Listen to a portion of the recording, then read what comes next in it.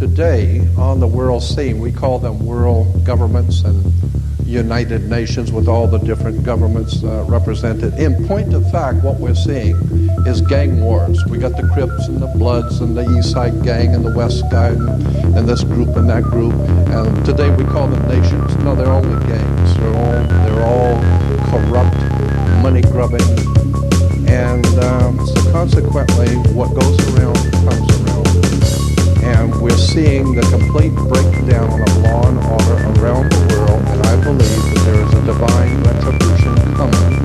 And this is what I'm trying to do, is make people aware that do not put your faith and trust in man in whom there is no salvation. Do not look to your religious institutions for any spirituality. They don't have it. I don't care what it is, they don't have it. The very word church, the word church is an English word, and the King's English goes back to a word in Scottish, kirk, K-I-R-K, is church in English. Kirk in Scotland goes back to a Roman goddess, Circe. Circe goes back to a Greek goddess in Greece called Circe. Circe gave birth to Roman Circe. Roman Circe gave birth to Scottish Kirk, and Scottish Kirk gave birth to English word church. So consequently, when you go to church, just remember it goes back to Mother Circe in Greece. Circe, if you go back to the library and get some books on Greek mythology, it will tell you that her name gives birth to what we call the church today.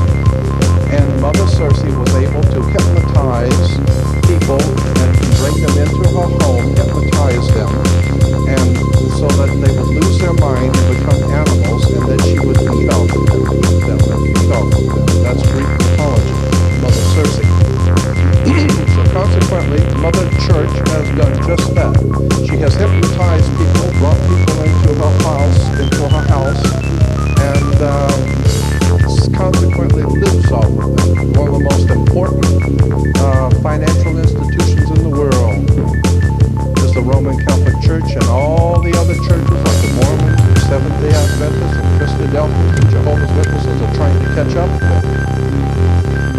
Consequently, all you need to do is just go see Godfather 3, and it will tell you that's a true story, Godfather 3, about the killing of the Pope, when the propaganda duet, the P2 Lodge of Freemasonry, had to get rid of the Pope, because he was a good man. That particular Pope was a good man, and he wanted to try and straighten out the church, and they figured they better straighten him out. So he was dead.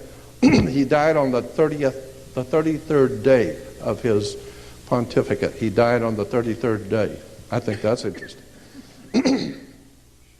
And that's in the movie Godfather 3.